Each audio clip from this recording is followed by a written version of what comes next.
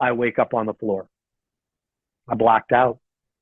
I had a what they call a syncope episode where you just, you can't get enough blood to your brain. And I basically woke up with the paramedics around me and my classmates from the spin class around me. And, honestly, the only thing that I could think of in that moment, I got up and the only thing that I could think of was, are they ever going to let me into the spin class again? Because I literally ruined everybody's noontime workout.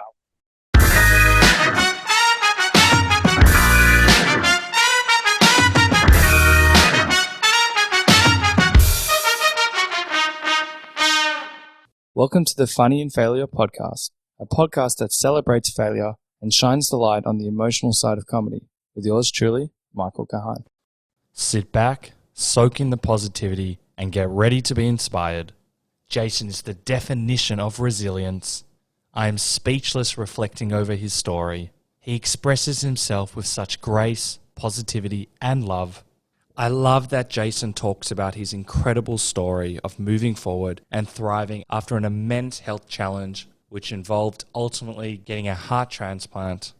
It's pretty special that he wants to share his story and experience to help those that want it. He's a great human. I took a lot out of this chat, and I'm sure you will too. So let's get into it and officially introduce Jason to the podcast.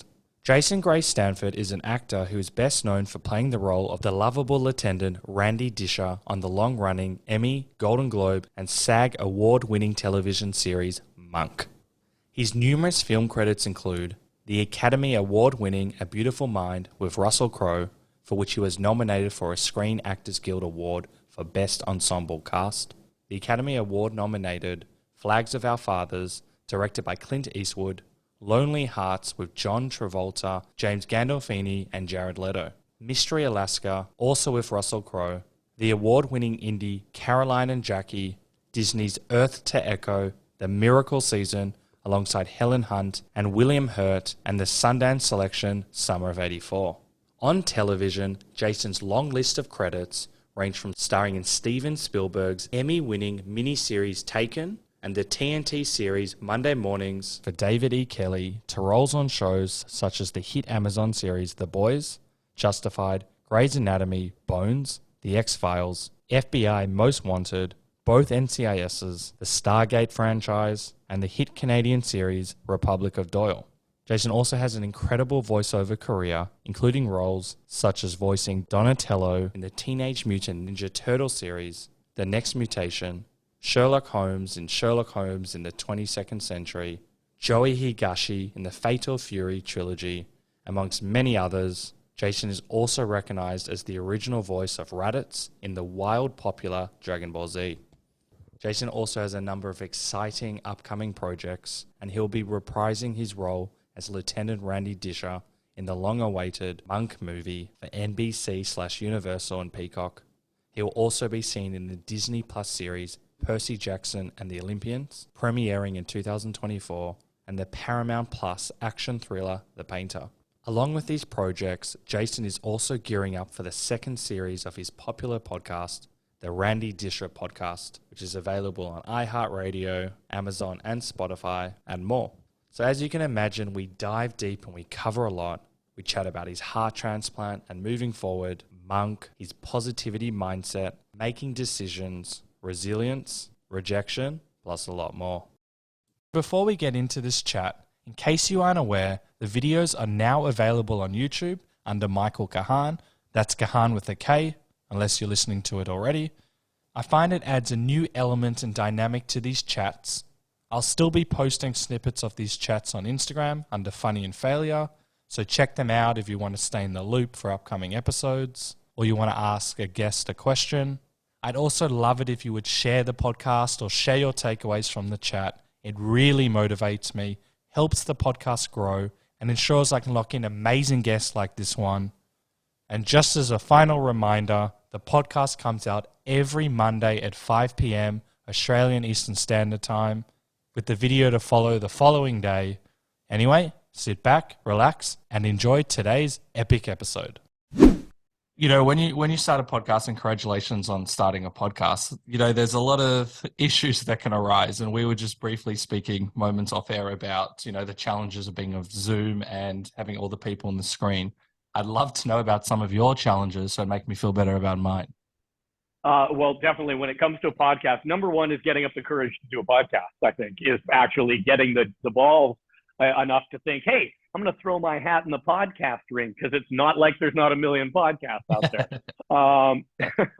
I mean, to be honest, the impetus for mine came around when kind of in the pandemic, but at the same time, I was also sick, and I was kind of going through something myself, and I think we'll probably touch on that a little later in the show. So for me, it was kind of a little bit of therapy. Oh, right. Nice. So, to kind of get it up and get it running and kind of just give a little challenge to myself to do something like that. But to answer your question, yes, when you get the podcast up and running, I mean, I think in my mind, I almost thought it was more like a live radio show in the morning where you could just banter back and forth and kind of just talk. And it was kind of very, very in the moment. And it's not that. It's kind of, there is a little bit of, skill and production that kind of goes into it. And especially something we were talking about, off mic was the editing process. Yep. Because you have to be very judicious, because, let's say, you're doing a podcast and, things don't always run as smoothly as they should. In this technological world, the Wi-Fi drops out. People say the wrong things. The language can get colorful if it's not one of those kind of podcasts.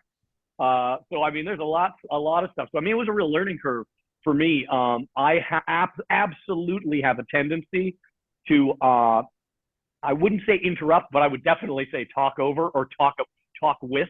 I get very passionate and very excited. Yeah. So I kind of had to learn to reel that back, to kind of leave those little spaces, those little beats, so that everybody could kind of get a word in edgewise, because it certainly helps the editor. I do know that much. That, there's these things that you don't think about, but especially just from the talking perspective. And I know that you mentioned that you have potentially multiple people in the conversation. Yeah. But there's always that like half-second delay. So if you're all talking, can be a lot of, and I didn't realize when I was first. So most of my podcasts when I first started were in person. But then when you do it via Zoom, like, am I not listening, or what's happening here? And it drove me nuts. So I've been through with the lag. If you're telling any good jokes, man, you don't want that lag, because they don't hit right. The jokes just don't land. Yeah. I've said so many jokes, and at the very start, and I'm like, okay, moving on, because you see them laugh like a second later, and you're like, oh. Yeah. I never understood how stand-up comedian. Look, I understand why, but like during all the COVID stuff and all the stand-up comedians went on Zoom to do their stand-up, that would have been brutal. I know that they've got an income, but to wait and then you just see the audience laugh at different times. No, I feel for anybody who has to do a Zoom meeting for anything important. If we're just shooting the shit and having some fun, no problem. But if you've got anything on the line with a Zoom meeting, I mean, I think actors go through that as well. A Zoom meeting where, they're kind of, you've got to meet people, and you've got to maybe do a scene in front of them, in front of a director. And, you're like, wait a minute, where am I looking? Am I looking up here? Am I looking at this lady up in the top corner? Or am I looking at the three? I know there's three blank people here not looking at me because they've fuzzed their faces out. So how do I navigate that? And yes, the lag. It is the lag is always interesting. I've actually I don't even know if I've spoken properly about having Zoom auditions. That's another beast in itself. I wouldn't enjoy it. I would raise the anxiety, because you can't feel the energy in the room. You can't read off people. Yeah, it's not. Some people love it. Some people like think it's the coolest thing in the world. I think it's the shit. It's just terrible. Yeah. There's not a personal kind of moment of connection in like a Zoom. You are literally like a robot doing the bit, because listen, what even just as you talk, you go into a Zoom meeting, you want to be friendly, you want to say hi, hey, nice to meet everybody, how's it going? be a little funny, be whatever you need to be to present yourself to them. And then once again, when that lag hits and people are like this, oh yes, Jason, thank you. Yeah. Oh, Yeah. yeah. That, I admire you guys. Don't know how you do it. It's not for me. But Yeah. well, I'm glad. I don't know if it's for me either, man. I don't know. Well, I'm glad that you started a podcast, and I got a few questions on this. But you mentioned it was kind of like therapy, and I would imagine also a creative outlet for you. Have you noticed? Have you felt better and more alive doing the podcast, more aware of yourself? Yeah, it's a really good question, actually. Yeah, you know what? I actually really, really enjoy it. Nice. It definitely was more work than I thought it would be, especially things like, researching who you have on and preparing kind of intelligent questions to kind of keep the audience engaged and to keep people coming back for the next episode or for however you map it out. So I liked that aspect of it. I liked kind of delving into people's careers because I would have actors on and, and people kind of in my industry. I hope to branch it out now and kind of do other things with it as well. Oh, cool. Yeah, I started to really, really, enjoy that aspect of it, kind of almost being like, in a weird way, kind of being like the talk show host. Ah, nice. Yeah. Yeah. Right. And kind of not having any of the pressure on me, but kind of having, I'm asking the questions, not having to answer them. Don't have to like perform and go up and beyond at times. Yeah. And I find that there's something very kind of like, once you kind of get going with your guests, you kind of forget about that facade of being on Zoom, and the more kind of organic and the more conversational you can make it, I find those are the ones that I'm attracted to, and I try and emulate that when I do it to kind of really just get your guests to open up and just start shooting the shit and having a great time, and that's where you get the best material. Agreed. That's a really good way of saying it. It's also wild that, Monk, we were talking off air or off mic, that it finished almost 10 years ago, and your podcast is centered around Monk, and that, it's come up, and we'll talk about some other exciting news in a little bit, but it's crazy that there's still that many people still really interested in it as well, and that you actually started a podcast to focus on it as well. Yeah, as I said, I was kind of, when I was sick and going through my own stuff, so many people reached out to me, obviously social media, Instagram, all this stuff that we have now. So many people began to kind of reach out, and during the pandemic, Monk, because of the nature of the show, an OCD, obsessive compulsive detective who's afraid of everything. I mean, it was a sweet spot for the pandemic. So it had a real resurgence as a television show kind of on Amazon and, and all these streaming networks. So people who had never seen it before when it was on however many years, 13 years ago, or whatever it is now, kind of found a new audience during the pandemic because people could really, really relate to it. Don't touch that. Wash your hands. Wipes.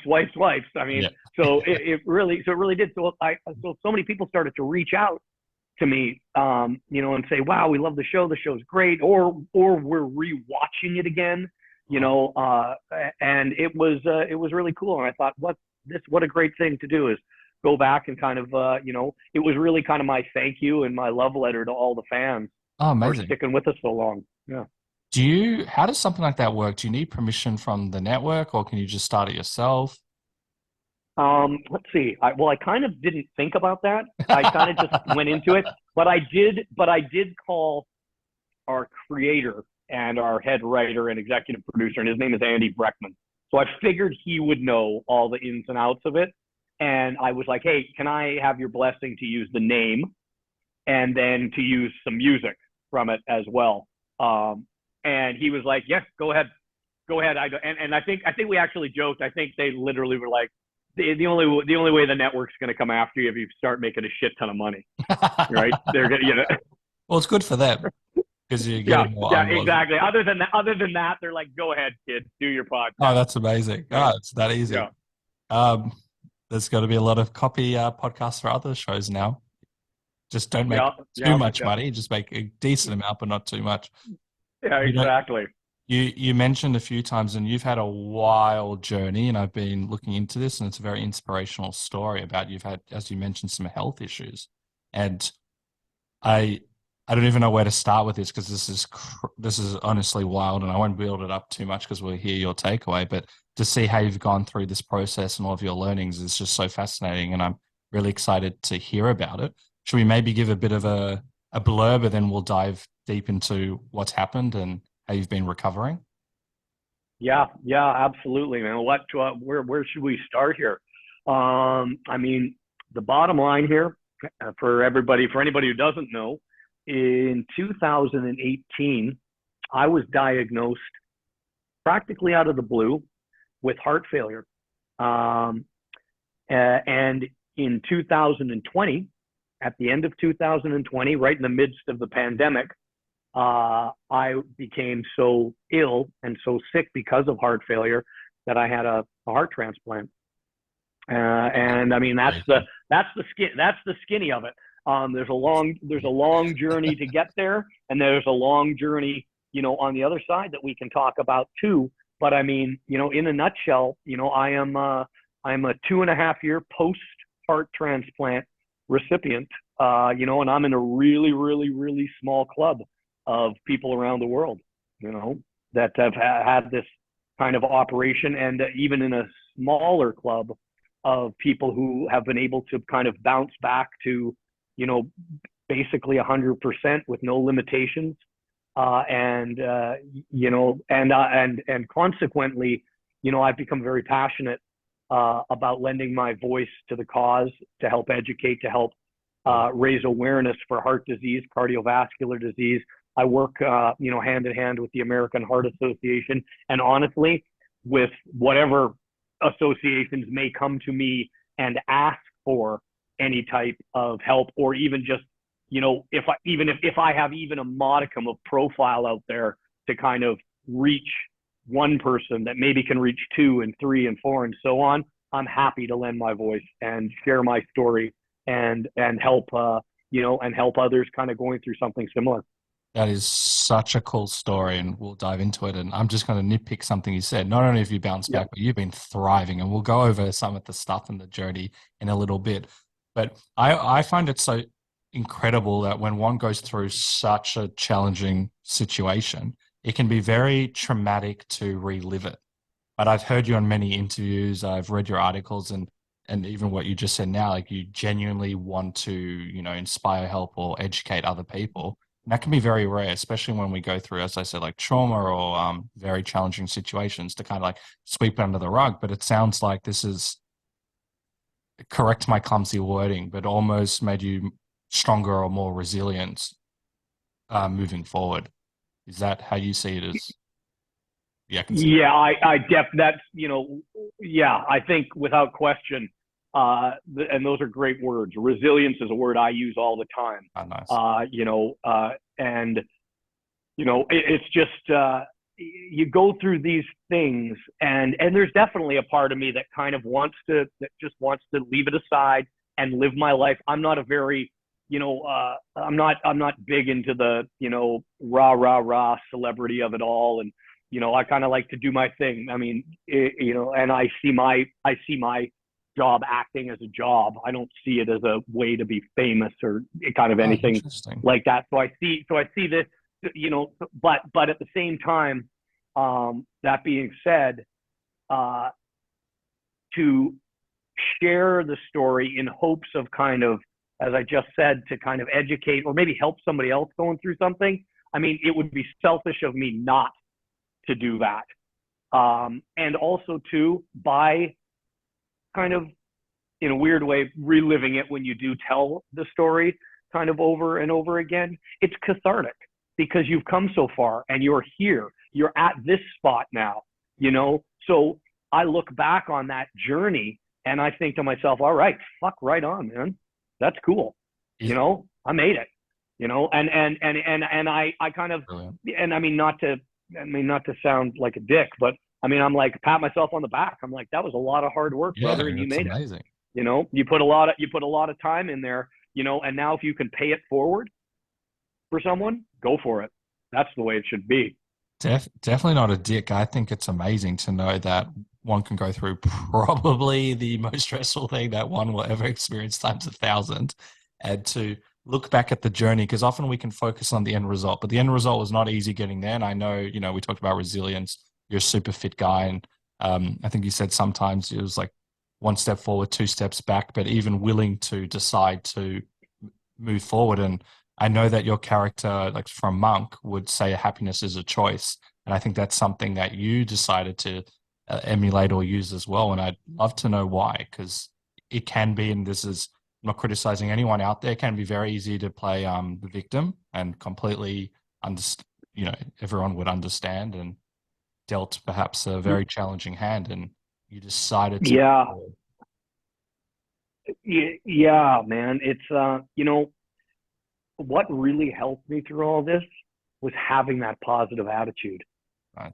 Positivity, man, and there are, and I'm not going to sugarcoat it, there are some dark days in there where you don't know if you're going to make it. You don't know if you want to go forward. You don't want to get out of bed. There is no doubt that those days exist. So I don't want to, fool anybody and pretend that it's all, roses.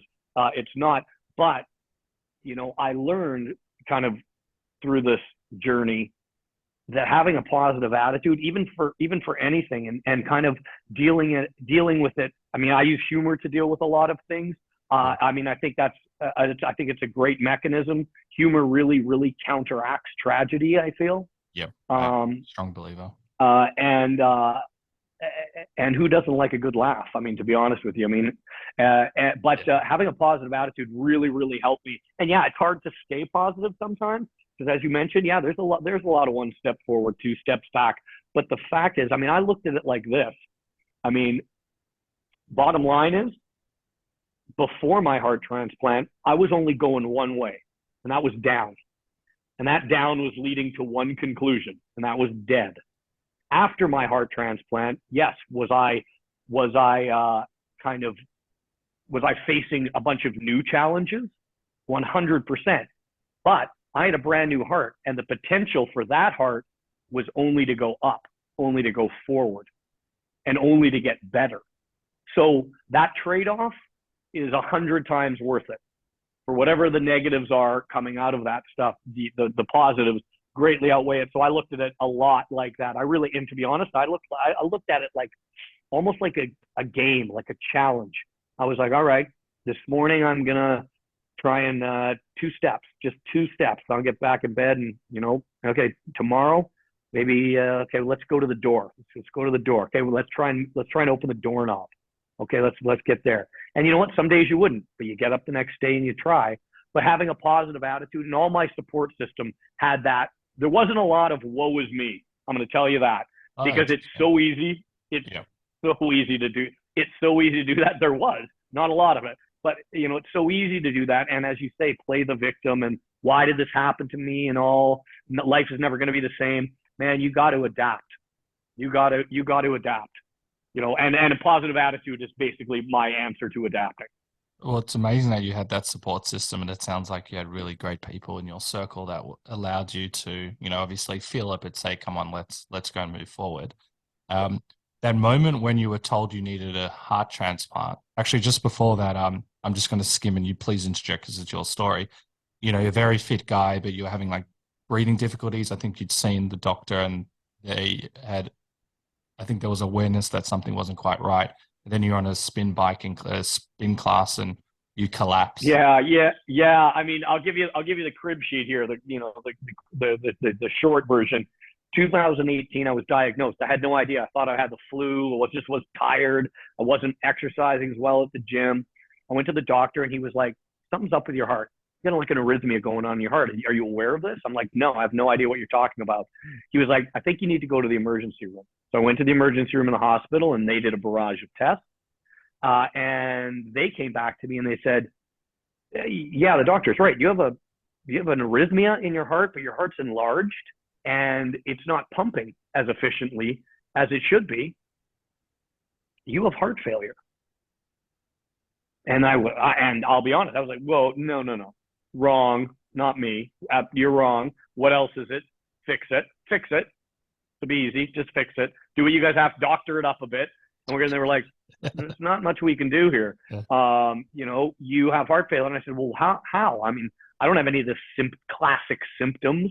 I didn't have a heart attack. My arteries aren't clogged because they did all these tests. And they basically, it's what it's called. It's called idiopathic dilated cardiomyopathy, which basically means the heart gets enlarged, therefore it becomes weakened.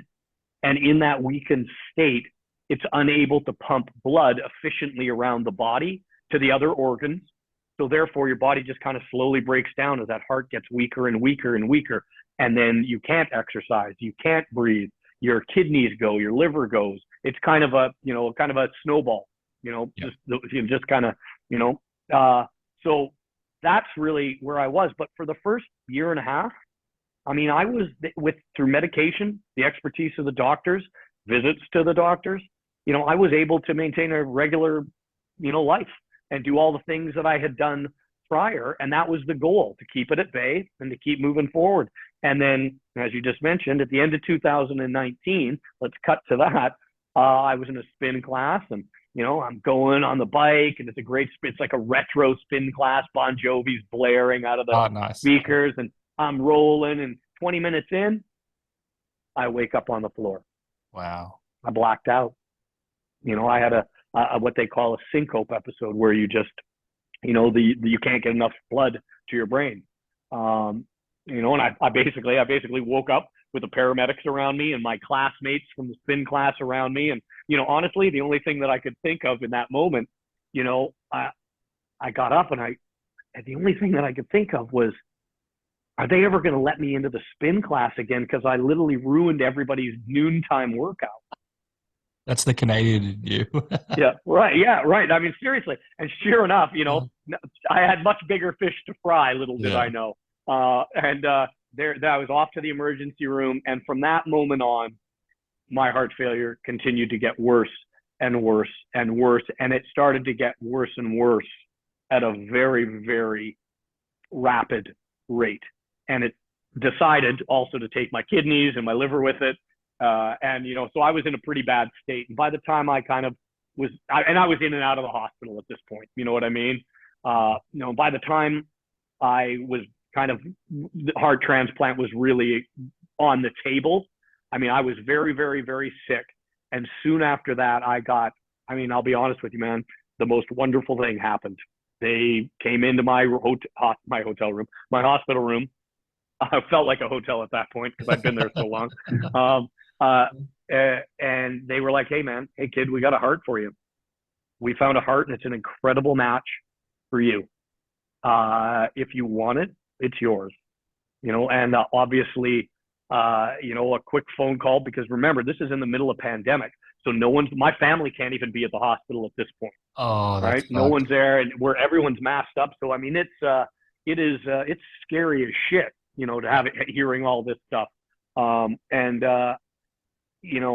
Sure enough, the surgeon comes in, and first off, I call my family, and, we have a talk, tell a few bad Irish jokes, and, listen, it was one of the easiest decisions I've made in my life. Oh, nice. Because my alternative was dead. That was it. The doctors had told me, they were like, look, you have maybe 2 months.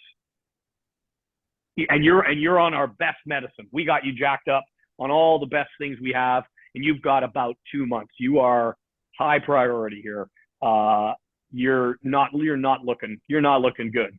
And this heart just it fell into my lap, basically. And the fact that it was a great match, the timing, it was, hey, listen, believe in whatever you want to believe in the world. Everybody does something, doesn't matter what it is, but somewhere, somehow, somebody was shining on me. Somebody was looking out for me. Yeah. Something went my way.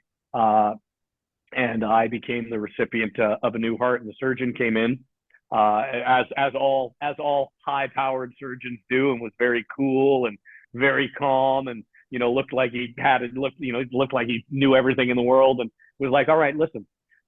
So we've got the heart. It's a great match. I am going to look it over just to make sure everything's perfect with it. And we can do this later today, or I can go home. I can get a good night's sleep, and we can do it first thing in the morning. And I said, you know what? I have an idea. Why don't you go home and get a good night's sleep, and we'll do it first thing in the morning. Oh, and then listen, the rest is history. I'm living, walking proof of what the miracle of science and technology, right now, and the great expertise and care of my doctors and nurses and, hospital staff. Wow, what an incredible story. I want to nitpick and go back to the doctor where he's like, yeah, do you want me to do it sleep deprived or not sleep deprived? Go and get some sleep. But I would also imagine, because this is pretty serious, is like time's kind of off the essence, or you knew that you'd be okay? Yeah, well, time is of the. I think they knew I was going to last like another 24 hours. Time is of the essence, but time is of the essence for the heart, not for me so much. Gotcha. They've got a window while that heart is in prime condition to be transplanted, and the longer that heart stays outside, it loses its heartiness. I'm not. Yeah. That's a doctor question. I get that. I think everyone will. That's a doctor question. So there's no words, there's no heartiness. Don't take this. This is not a doctor. This is not a doctor podcast. Yes, it's. I think there are a lot of factors, but yeah, they knew that I was going to be okay, and also too, I think that little extra time to digest it and prepare yourself, because you're also preparing yourself for incredibly arduous surgery as well. Yeah, they're not the same, but my dad's had a quadruple bypass, and to see the recovery. Oh yeah. Oh no, it's not the same, but it's we're in the same family, and that's the bypasses are they're no joke, and in fact the recovery. I mean, basically, think about it. It's pretty much the same type of recovery. That's the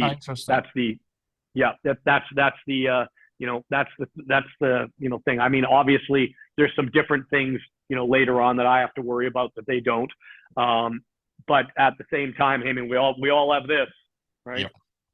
Yep. And that's no fun for a while. That's not pleasant, and I was, lucky to, once again, and I hope he's doing well. Please send him my best. Great. Yeah. Send him my, because as I say, anybody who's gone through anything like that, we're all in a pretty small club. Yes, agreed. And I've got so many questions. When you got the great news that you get the heart, I would imagine that would have been you probably didn't get any sleep, or what were you feeling when the doctor said you want to know what? Actually, it was kind of in the midday to late afternoon, right? And they gave me a couple hours to think about it, because at that point when they come in and they do it, you're like, well, no, I want to make you fix it. I don't want to do surgery. It's surreal. It doesn't quite sink in that this is it, so as it did sink in, and when I finally made my decision, and when I say finally, I just mean came to the conclusion, because it was a very easy decision, because it was get a new heart with an opportunity to live a full, healthy life or be dead. That's basically what the decision was. Sorry for cutting. It is an easy decision, but there can be so many other factors. Oh, it can get better, or you can be in denial, or what if it doesn't go well? So for you to say it's an easy decision, it's pretty remarkable. Obviously, those thoughts would come through, but there's also risks and stuff. But I'm glad that you could just go, you know what, and you got your head screwed on straight. Yeah, and I come from a family that is that's our. I mean, we definitely process the decisions, but once we make our choices, that's it. It's like, yep, let's go, let's do it. And if we're wrong, we are the first people to own it and say, yep, that was a shit decision. Whoops, bad move on that one. You know what I mean? And therefore I find that you have much fewer regrets that way. yeah, needless to say, you are right. I mean, I talk about it now because because I have spoken of it a lot of times. And people have asked me, they say, you talk about it so upbeat. You're always so upbeat about it, but I don't really know any other way to be or to tell this story, because to be maudlin and to kind of, take it through. And there I was, sitting on the bed with all these choices running through my mind. Will I ever be the same? I mean, those go through your mind, but I mean, in a weird way, just like what I said, it's like, once you make the decision, you got to put your nose to the grindstone and move forward, Oh, I love that.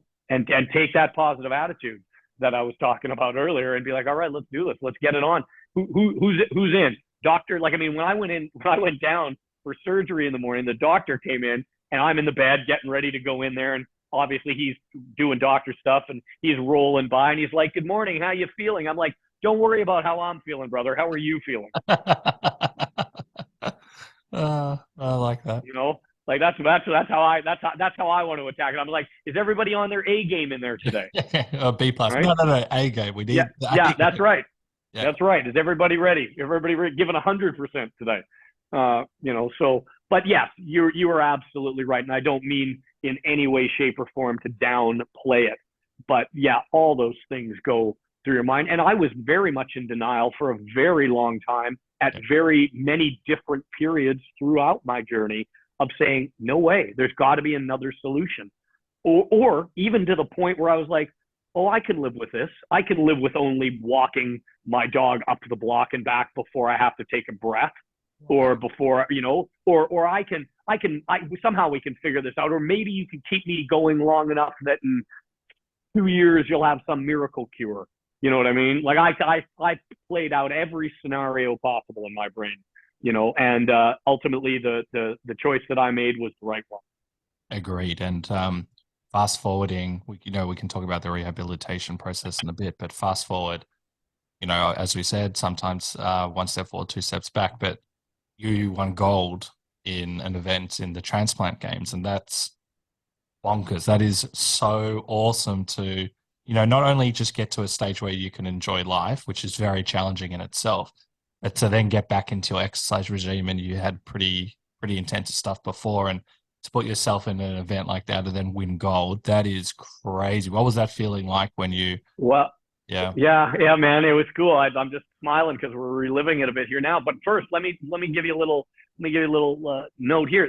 Right now, literally, what is it today? What's 12th today? Whatever the date is. In this week, at the end of this week, the World Transplant Games are in Perth, Australia. They're just about to start. They're just about to start, and I was supposed to be there competing in the cycling event, but unfortunately, because of the Monk movie, and because obviously I'm on this side of the world and you guys are on that side of the world, it just could not work out, because it's a 2-week event, and it's really a wonderful celebration of life, and with huge, serious, big time competition. I will just give you a quick example. I mean, they're running a full triathlon with some athletes who have various organ transplants, because it's only for transplant recipients. And I looked it up because I was planning to go, because winning the gold medal at the American Transplant Games qualified me to get there and to go. Oh, nice. And I was really looking forward to kind of going there and giving my all and competing against some fantastic athletes and just being with some fantastic human beings, even more so than the competition, and being in that community. But I looked up. I think literally there was one gal for sure who I believe is Australian. I mean, she competes in the swimming events, and she actually won a gold medal at the real Olympics, sometime in the late 80s. Oh, you know what I mean? Yeah. Right? Yeah. So I mean, the competition is fierce. So I just want to give them a shout out. I don't know when this episode comes out, but just a huge shout out to everybody at the World Transplant Games in Perth, Australia. I'm sad that I can't be there and see wonderful, wonderful Perth. I'm a huge fan of Australia as a whole. Awesome. But I was very, very fortunate to bounce back. A lot of hard work. But one of my goals was when I was sick and when I was recovering, so on the internet, looking at everything as we do nowadays. And I thought, what a great motivation to be able to participate in the games or anything sporting wise. And I thought, this is fantastic. This is for me. Let's do it. Let's make this my goal.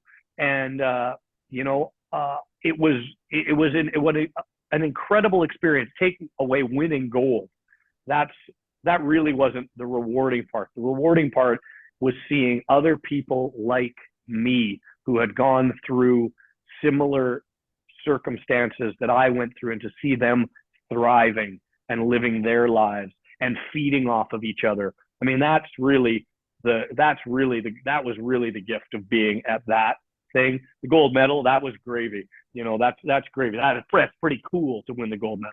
But the rest of it, I mean, it was, as I always say, to be in that community, it was it's a small club.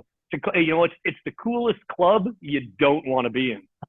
Is the answer to that, right? It's one of those things that, and also if I'm being clumsy in my wording, one of those things money can't buy. And I'm not saying people go and get transplant, but I'm saying the opportunity, or if we want to call it an opportunity that's come out of it, would change your philosophies and mindset on life. And you just spoke about being around some of the greatest people as well, and the word you used was a celebration of life. And to be around that environment would just be just so awesome and so humbling as well, but also so positive.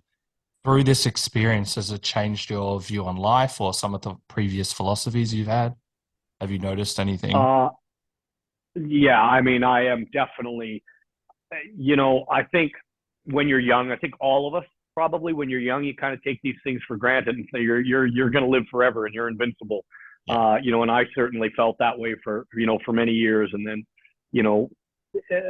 whether it just be simple age or a few setbacks or medical setbacks, or life does change you, and having an event like this does change you. But I say this with so much kind of as truthfully as I possibly can. I mean, it has changed me so much for the better. I know myself better. I'm so much more empathetic to others. I kind of have, I'm kind of not afraid. We talked about speaking about it and talking about the journey and sharing my story. I mean, generally, I would consider myself a very private person who kind of basically stays in my own lane and just doesn't kind of, and it doesn't really engage when I don't have to. I like my privacy. I like things the way I like them, and this has really kind of helped me in a weird way be a little more engaged with the world as a whole and with other humans. I mean, I would probably say beforehand, I didn't love other humans too much. I didn't love the state. I like my people. And this has given me a real opportunity to kind of see so many other people and see other sides of stories and how other people live their lives. And most importantly, to appreciate my own and all the things that I've got. Nice. And, to really, really, really appreciate, what I have and how lucky my life has been, even with a heart transplant thrown in. That's kind of really what it's taught me, is to be I'm incredibly grateful for, all the things I've had in my life. And then also all the things that I am going to have in my second chance, because basically I'm living on borrowed time, and I will take every day of it the best I can and try and do the best I can with it. That is so nice to hear. Have you considered doing TED Talks? Because there's something there. That's right. Yeah, I'll happily do a TED Talk. Yeah, okay, I'll happily do a TED Talk. We've put it out to the universe. One, there's so many things that you said, but I love that you talked about empathy, because to me, that's kind of the cure to, we're not going to talk about the world or any of that stuff, but a bit of empathy and seeing a human for what they are. We realize that we're all kind of on the same side and we're all team human. And, it can feel at times that we're kind of lacking that in the world. And to gain that skill, which I think is a masterful skill and something that I'm trying to master as well. But I really think that's kind of the answer to life in a sense. I'm not saying that's the answer, but it's so important. If we all had a little bit more empathy, we'd see the world completely change. There'll be so much more compassion and love, and we'd see everyone for who they really are. So to gain that is an invaluable skill, and especially since what you said before, how not that you didn't have it, but how you've kind of gained appreciation for it. Now when you're relating to people, you're just able to kind of see like the love and put kind of all of that stuff to the side. Like, is it a lot easier to relate to humans? Yeah, and it's really about kind of being aware that that everybody is somewhere in their life, and everyone is going through something of their own that you may be completely unaware of, and everyone is struggling with something, so to just kind of, just to be open and be sensitive to that, I think is an invaluable skill. You're not the only one. You're not the only one who's having a rough day, Yeah. That's kind of the way that I think about it. And that's kind of the way I try and approach people. You know what I mean? Because, and even sometimes some of the not nice people, or some of the people who, kind of don't come across the way you might want them to come across, you try and think, why are they acting? Why are they acting like that? And maybe they're going through something that they are not that they can't grapple with. So to maybe give them just a little bit of benefit of the doubt, might be all they need. That's very nice and very kind of you. And I would imagine. And if not, fuck them. Yeah. Not. Yep. That's very good advice. You can't help everyone. But I would also imagine in some very weird way that it would probably make you a better actor, because now you can kind of see people and kind of like, am I right or am I wrong? Because just to be able to see the layers. Well, listen, I think a lot of acting, and I mean, I'm sure you've had so many guys on the show and people, who will give you their philosophies on acting. I mean, I do believe there's a part of acting that is built on experience. Yeah. Experiences, are the more experiences you have, the more foundation you have, the more you're able to pull from different sources. So without question, this has given me, a deeper perspective of my own craft without question, for better or for worse. I don't know how it's going to pan out, but it certainly has given me more tools I can put more tools in the tool belt. That's for sure. Oh, very awesome. And, kind of on this topic as well, you mentioned, kind of the appreciation of self, and you insinuated that going through this journey that you could kind of appreciate the small wins along the way, which is very important. I'd also like to know kind of from the acting philosophy, because with acting, you either get the job or you don't get the job. And if you look at it that way, you're in also for a very tough time. But, there are small wins along the way, like getting that call back or being number 2 or number 3, and all of these little things that you don't necessarily, the tangible rewards. So has it helped with that acting side of being in the business and all of that stuff?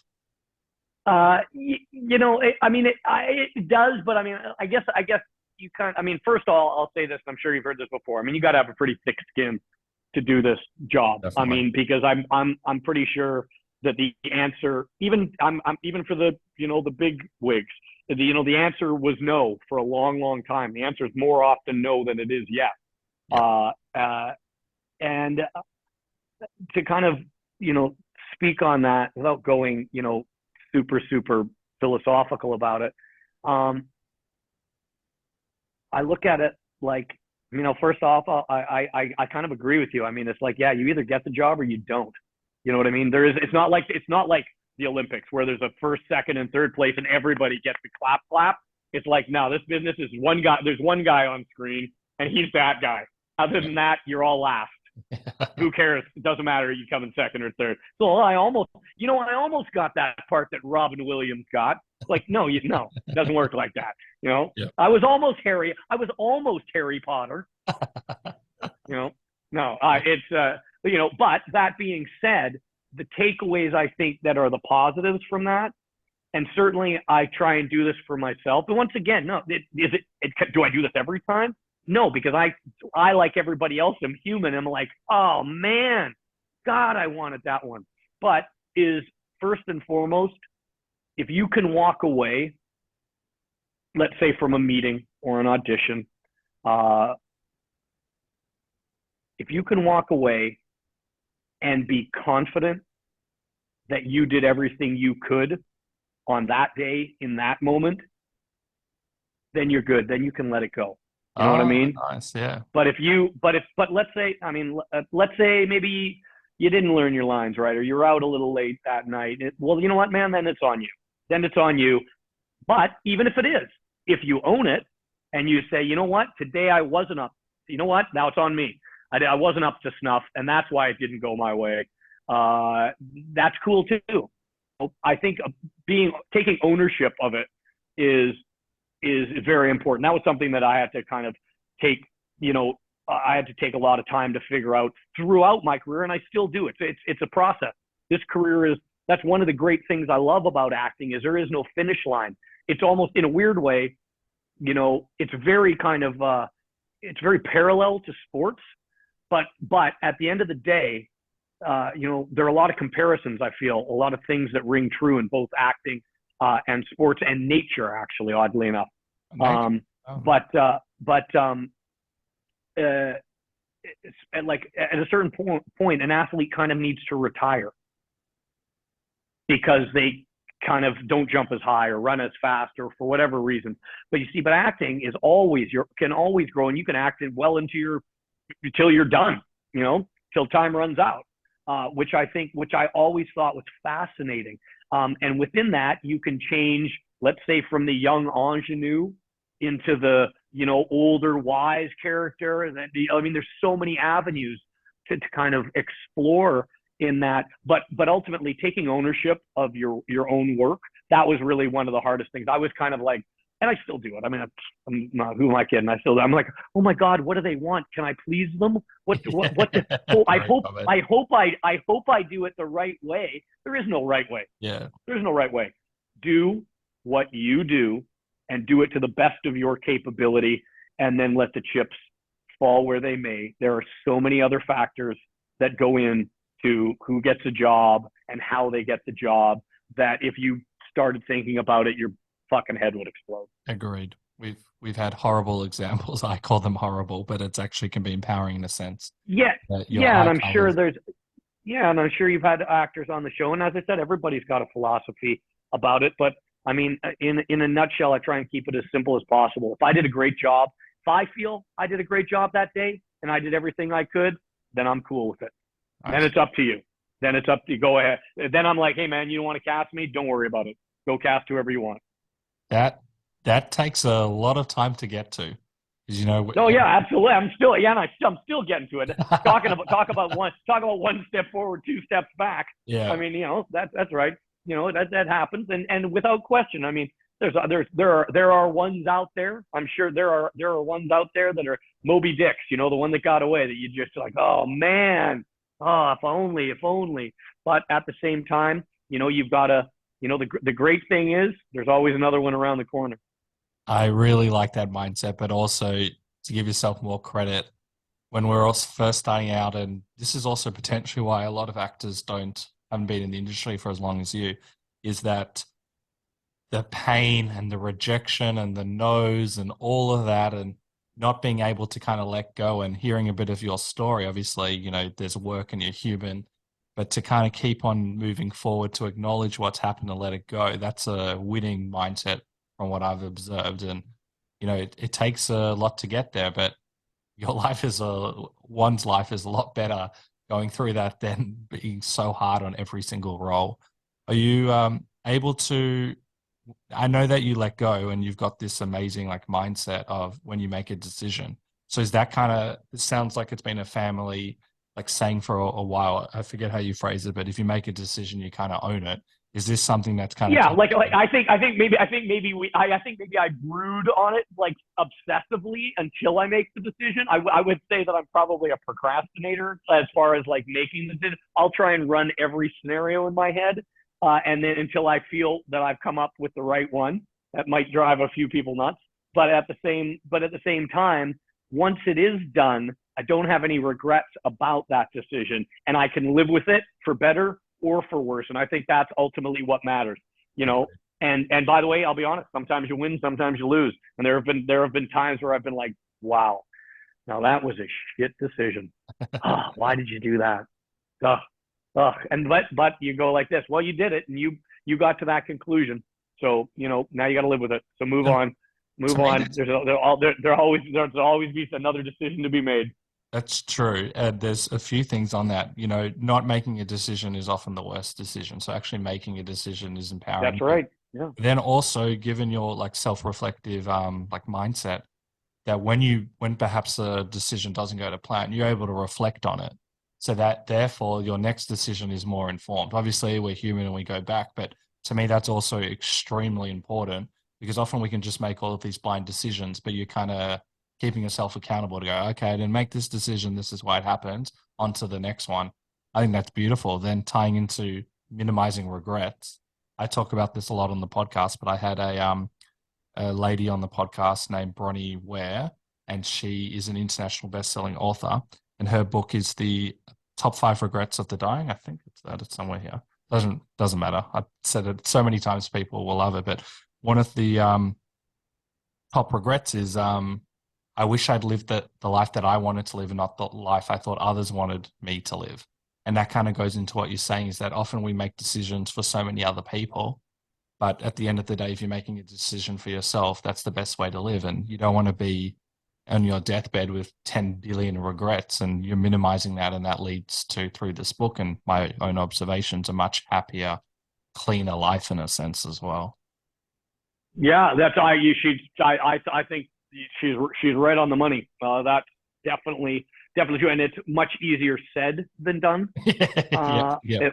Much easier said than done. But I think that's a great, if you can at the very least kind of just try and imply that philosophy. I think that's a great start just in itself. At the end of the day, you don't want any regrets. You know what I mean? You want to be you want to be accountable, and you want to be proud and happy with all the things that you did. And take it for me, having a second chance at life. Hey, go out there and live your life. Don't be afraid. And we all have that problem. We want to. I think she said it. You try and live the life that others think you should live, or you try and live up to what people's perception of you is. And if you can avoid doing that and live for yourself, go for it. And I get it. There's times that we don't. There's times that we kind of, really lean on what the world thinks of us. But, if you at least try to go the other way, you're already ahead of the game. Well said. And, we've spoken about this greater appreciation for life, and you've talked about gratitude. Have you made changes in your life where you feel, do you do like a gratitude practice, or you just see the world in a much more potentially positive lens? Like what are some of the active changes? Yeah, I mean, basically, some of the active changes are basically, I am much more in tune with just, I think, to be kind is, I use this word all the time. Nice. It's free. It costs nothing to be kind. You know what I mean? To somebody, I've definitely changed for the better, without question. But it's not any kind of conscious change where I was like, well, you know what? Now I'm gonna do this, and I'm gonna really focus. I just think that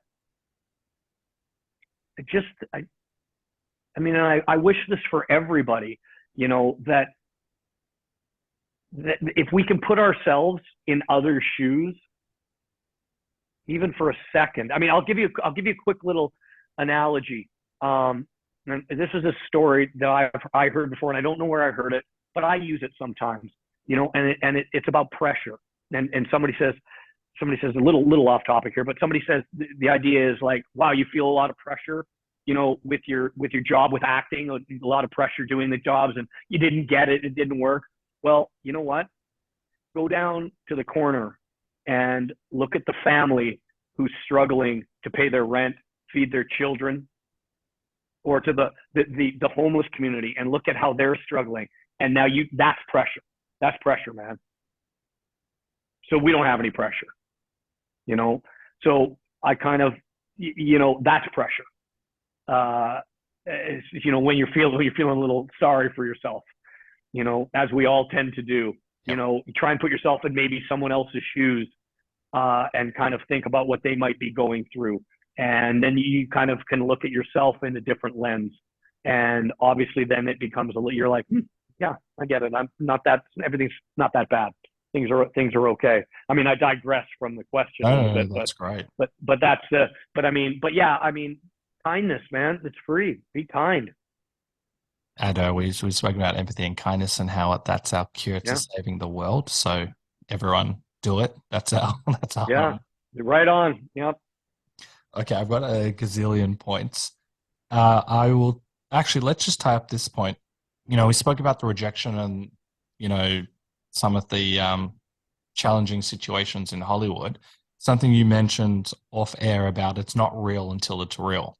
And, I come from an accounting background and, there's like a linear path and, we've spoken about how there's ups and downs and all of that stuff. I'm just wondering, even previously before this experience of, we've heard so many no's, but you might get an opportunity and that yes then turns into a no or something doesn't get made. I'm just wondering how you kind of go with the flow in that regard, because that would have happened quite a few times in your career as well. Oh yeah, absolutely. Missed opportunities. I mean, they're everywhere in this business. But once again, you kind of got to take it with a grain of salt. And I mean, I'm sure you've heard this on the podcast before. I'm really lucky to do this job, and it's not, and this is class. It's not brain surgery. It really isn't, all this kind of angst that actors have about, I'm so fucking important. It's like, no, not, I really view it as a job. You punch your card like everybody else and you go to work. You try and do your best. You try and be good on set. Don't try and be an ass. Don't be an asshole, do the best possible job you can. And we work in a business where we employ so many people a lot of people, fans and people who watch only see the finished product. There is so much that goes into that.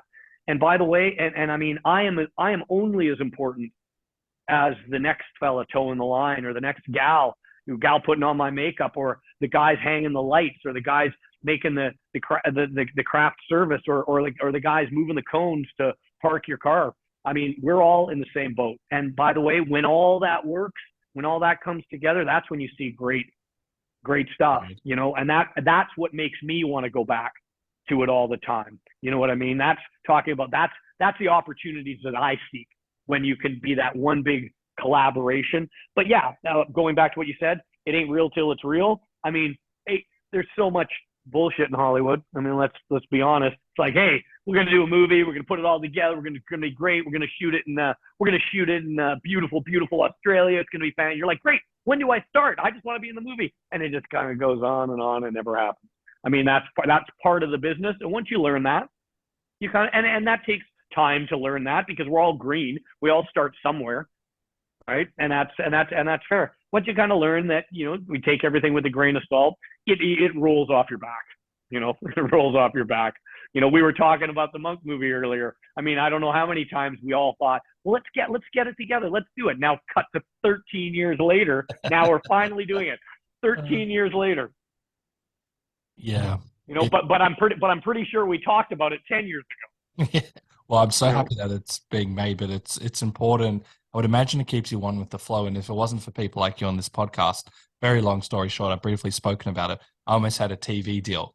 And, they keep on pumping up my tires when we're the creator of my first TV show. I'm so excited. Obviously, I'm very attached and I've gone through all the emotions. But the story's off. You're going to have your own show. You're going to be this. You're going to be this. And then just the story just becomes ridiculous. And then it changes. Oh, it's not going to be this. It's not going to be this. It's not going to be this. And then it doesn't happen with them. It's still, I'm putting it out there. It's still going to happen in some other regard. And you're like, oh, thank God I've been listening to people like you because that would have been very tough to deal with. It's a and by the way, we all go through. And I think people go through that. I mean, it doesn't necessarily even have to be our business. I think everybody goes. Everybody goes. You're going to get the promotion. You're going to get the promotion. You're the guy. You're doing great work. We love you on time. Oh well, we gave the promotion to Jane. right? You're like, what? But you Yeah. told me I was going to get the promotion. But yeah, I mean, I think in our business that happens all the time. It's like, great, we're going to do a TV show. I mean, I don't know how many times I've heard that. I've got friends in the same situation, who've done that. But the great thing is you don't know where the opportunities are going to come from in this business, and it's so, and even nowadays, especially nowadays, there really is no rhyme or reason. It can just hit. I was just talking to a friend of mine about another actor who's not incredibly well known, not at all, but who's consistently kind of worked, and he's decent. I mean, he hasn't really done anything that's blown the doors off that you would go, oh, it's that guy from that thing.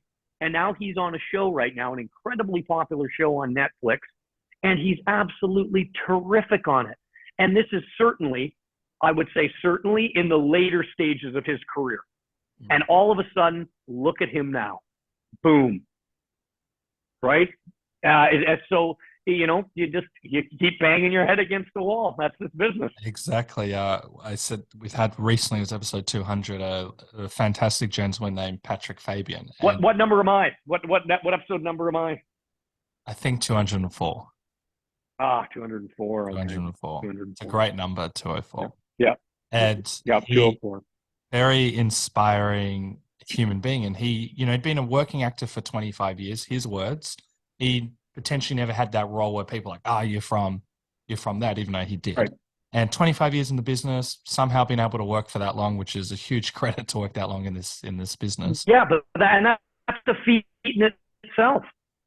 Huge. I think it's remarkable when someone can do that, and if they love something. And anyway, and he, very long story short, he wasn't getting that many rejections. Sorry, he wasn't getting that many auditions. He was at that next stage in life that you alluded to before, and basically, he got this one audition, and his life kind of changed, and it was Better Call Saul, and he was one of the main characters. I reckon, I don't know, but at least like 100 episodes or 60 episodes, whatever, huge amount.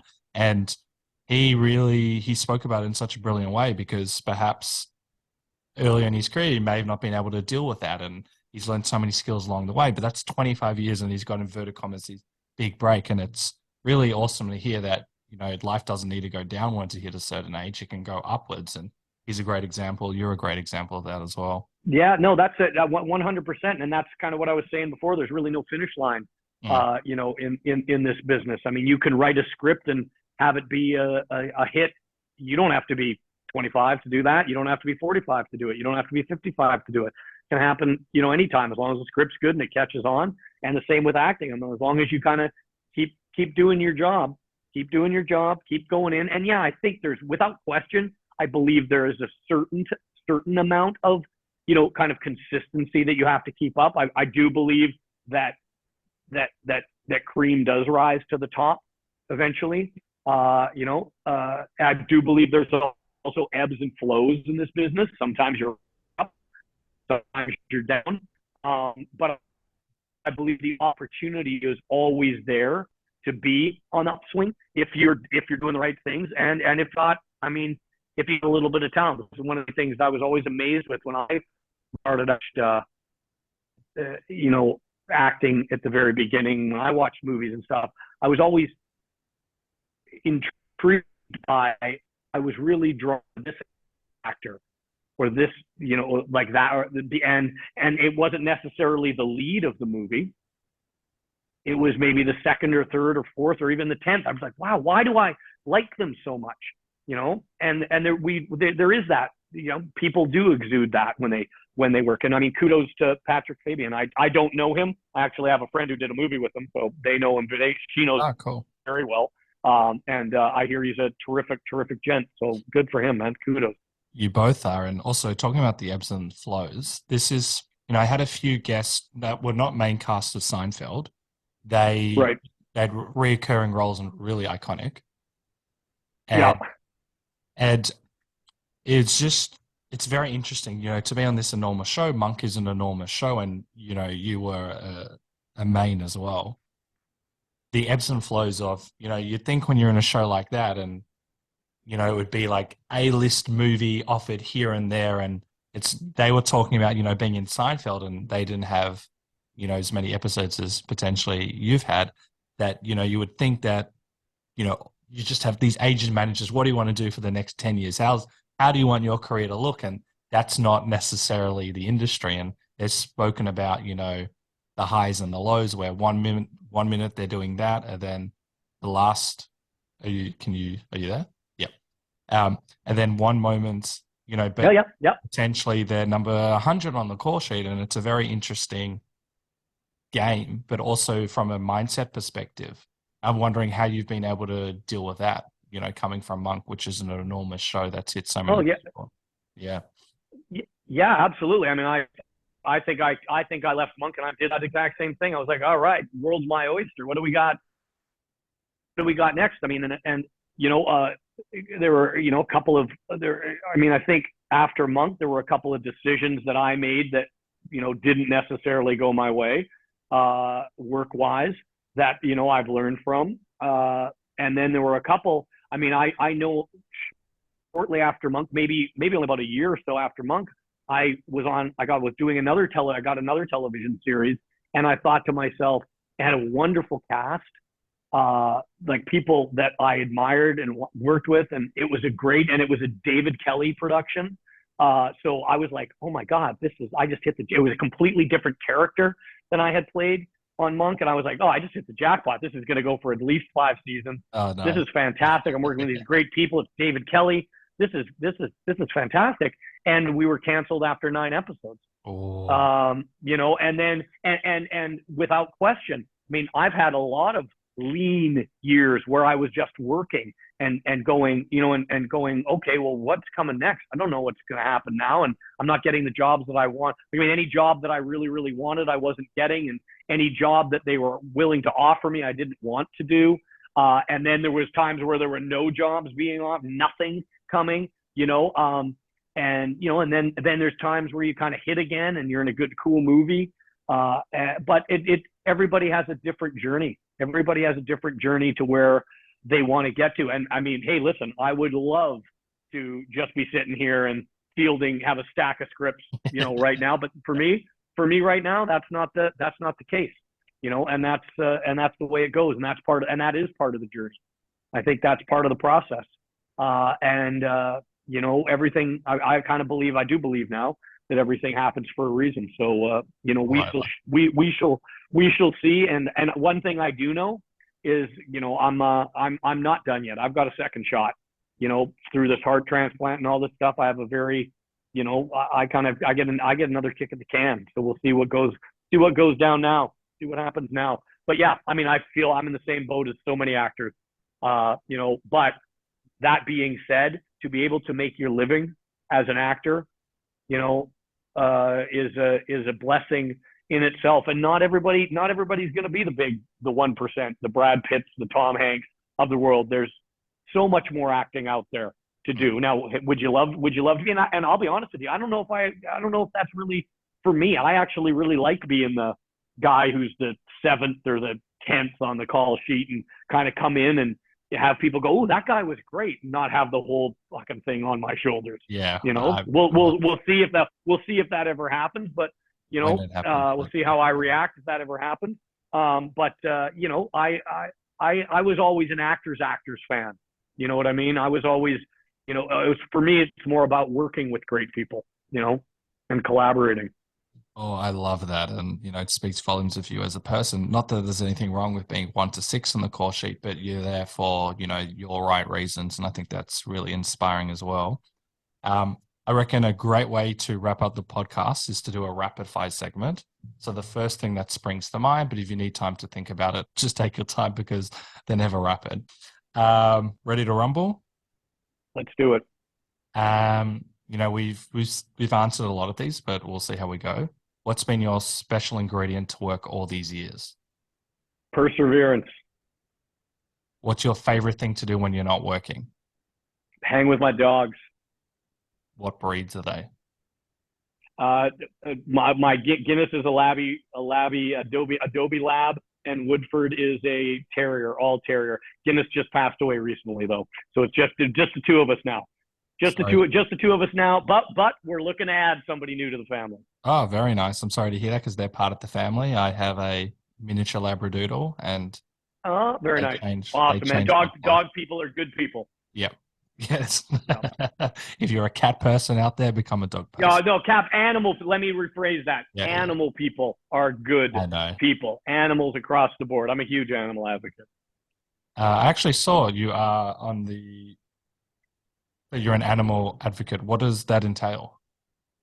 You know what? It entails whatever they ask me to do in any shape or form. And once again, it's kind of to help educate, get the word out. Obviously, in Los Angeles, I work with the Best Friends Animal Society. I work with it. Once again, I'm not exclusive to anybody. I mean, I love and care for animals, and whatever you need me to do, and a lot of it revolves around, trying to eliminate no-kill shelters. Nice. Yeah.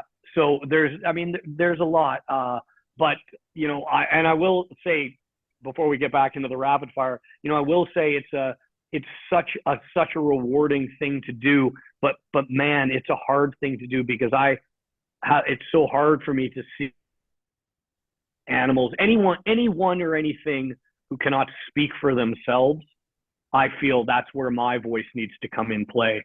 And it's so hard sometimes to see, suffering that you really, really want to help, but you kind of can't. I mean, you can't save everybody, unfortunately. Right. But so you do what you do, honestly, you do what you can. And, I encourage everybody out there to do the same. You don't have to do it all, but do what you can. The organization that you belong to, what's it called? And I can plug a link below. Well, the Best Friends Animal Society is one, but I mean, I can shout out so many. The Hit Living Foundation here in Los Angeles, Real Good Dog Rescue here in Los Angeles. Obviously, there's just, the SPCA in Canada, the BC SPCA, which is the province that I'm from, in Canada. I mean, and listen, doesn't matter which ones I say. There's an animal shelter, there's an animal charity, there's somewhere in your community, somewhere, wherever you are, you can find one. You know what I mean? Go support them. Great cause. I'm glad that you're a part of that. What are you most proud of? I'm most proud. What am I most proud of? Well, I mean, selfishly, I'm most proud to still be alive, mate. That's not selfish. Yeah. But I mean, no, but it is, because that's just really about myself. You know what I'm most proud of is that I have incredibly close relationship with my family. Oh, very nice. And you can go as deep as you want to. How has your relationship with death changed? It does not bother me anymore, man. I've been there. Oh. I've been there and done it in a weird way. I've kind of walked that road. So I am. We're kind of frenemies. Oh, wow! I don't think I've ever heard an answer like that. That's good for you. Yeah. It's coming for us all, man. Yeah, we can't change that. Yeah, it's coming for us all. If money wasn't a factor, what would you be doing differently, if at all? Oh, I would be doing the same thing. I'd be hanging with my dogs. I probably wouldn't be acting anymore. I'd probably get out of this bloody business. I'd be hanging. I would have a big ranch with lots of animals on it, just hanging out, living life, man. Ooh.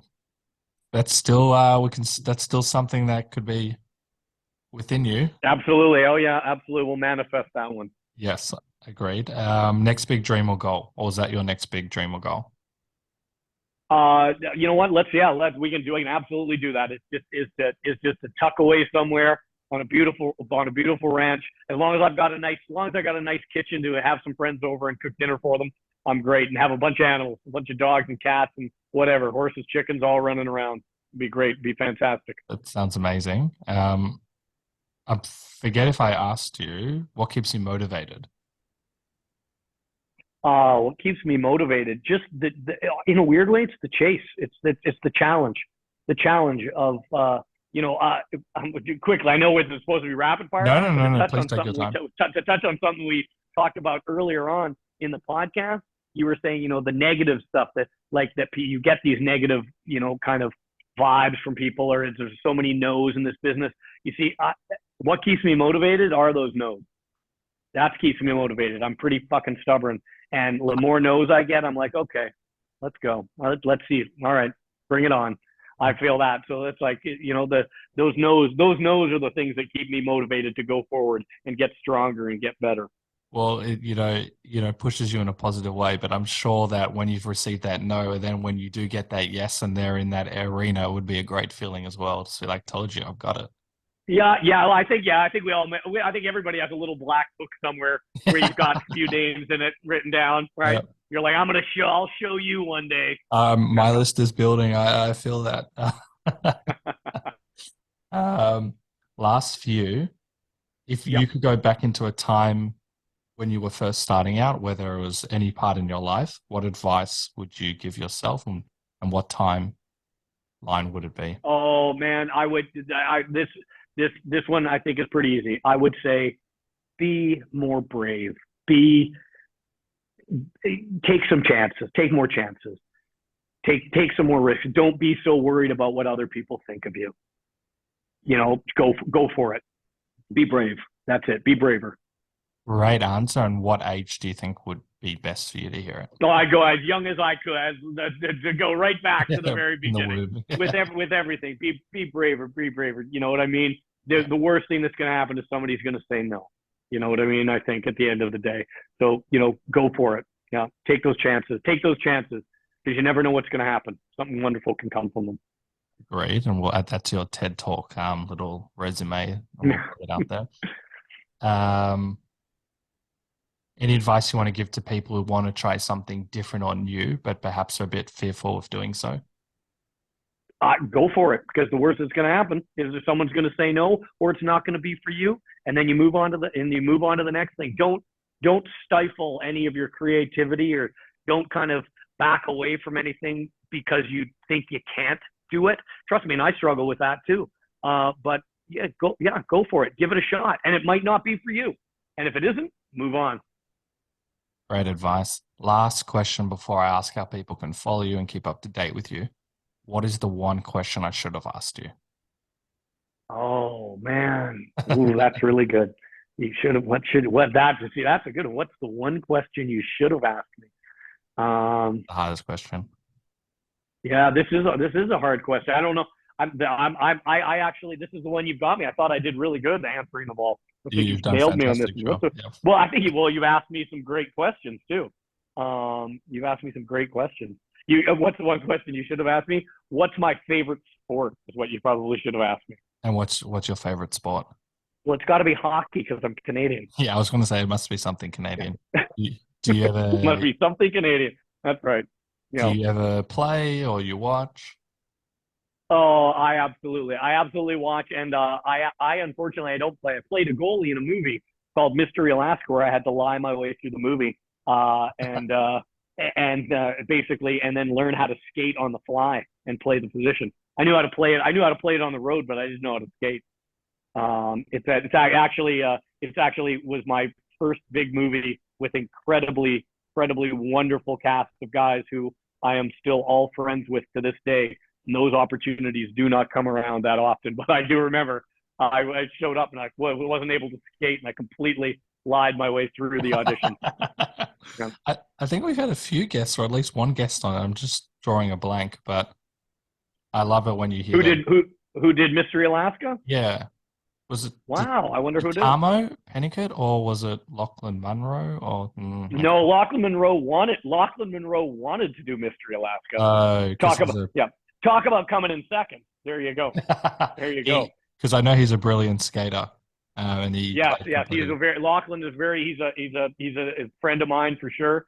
We know each other very, very well. And he is an excellent hockey player. I think if you asked him the question, what is one of your biggest acting regrets? He'd say not being in Mystery Alaska. Oh, really? I'll get him back on to hear about it. Yeah. Someone's been on it, but I'm glad that all the Canadians know each other. And I'm glad that you could find that team unity and still have friends in that role. Before we go, how can people follow you, keep up to date with you, check out the podcast, and anything else that you want to talk about? Oh, well, you can catch the Randy Disher podcast. Season 1's up and running on Spotify, Amazon, iHeartRadio, wherever you find your podcast. Me is just good old Instagram. That's probably the one. If you want to shout out to me there, that's where I am. I must confess, I'm not terribly adept at social media. I'm much more of a one-on-one person. So if you see me on the street, come up and say hi to me. Much easier than finding me on social media. I think that'll do it. I'm on Twitter and I think I'm on Facebook, but I rarely look at them. So I will still. I'm sorry. I'm one of those guys. I am in that category where like those things are great to scroll through and be like, oh look what's happening. But I don't put a lot of stock in them at the end of the day. You're exactly like me. I'll still upload all of those links in the episode notes so people can check them out. Yep. Thank you so much, and thank you for the extra time. You're an extremely inspiring and motivating guy, and I'm so excited, and it lived up to my expectations. So thank you so much for having a chat with me on this podcast. Cheers. It's my pleasure to be on the show, and I wish you all the best of luck moving forward, and go get that script made. Thank you. Get that TV show made. Awesome. Thanks so much. I love Jason's philosophy on making a decision. Often we as humans can take our time making our decision a little longer than it probably should have taken. Brewing over it, not making a decision, and that can take away from our power or making a quality decision. Jason, like us all, still weighs up and reflects on a potential decision, but once he makes it, he embraces it fully, the good, the bad, and the ugly. Through this, he is totally accountable and able to reflect on the decision in real time. He says, once you make the decision, you got to put your nose to the grindstone and move forward and take that positive attitude and be like, all right, let's do this. Let's get it on. Who's in? You can see how with this amazing positive mindset, Jason was able to move forward from a pretty challenging period. So I'll leave you with this. The oak fought the wind and was broken. The willow bent when it must and survived. Robert Jordan, The Fires of Heaven. Thank you for listening to the Funny and Failure podcast, exploring the deeper side of comedy.